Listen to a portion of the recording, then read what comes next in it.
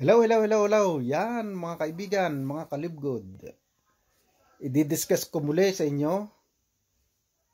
Ito yung pinakapaborito kong kitaan sa Libgod. Yung the matching bonus. Ha? Monthly matching bonus up to 5th generation deep. Yan. So bukod po doon sa ating sariling personal matrix, meron pa po tayong kita doon sa ating tinatawag na matching bonus from your direct. For example po, kita po ninyo dito sa yan sa aking likuran. Yan, kita po ninyo.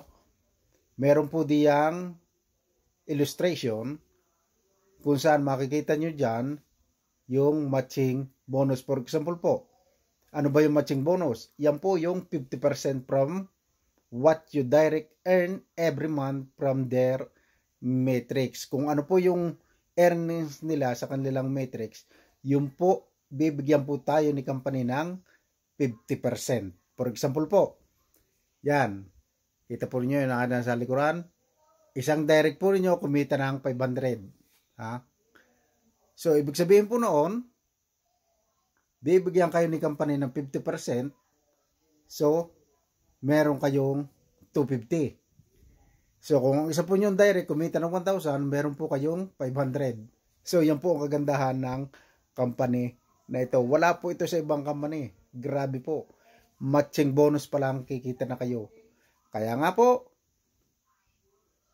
direct more para po bumilis yung inyong matrix income. Kasi po yung inyong matrix, personal matrix, meron kada tao po under yun na nagbabayad ng monthly subscription, meron po kayong $0.25 for each subscription monthly. $0.25. Sa peso po yun, 14 pesos. See? Grabe.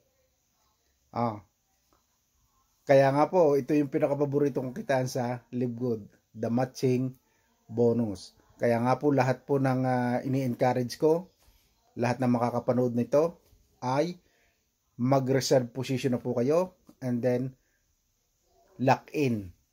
Bago po dumating yung Thursday, mag-lock in na po kayo. Ini-encourage ko po kayo, para po kayo ay magkaroon din ng earnings. Sineshare ko lamang po itong napakagandang opportunity ng Libgod.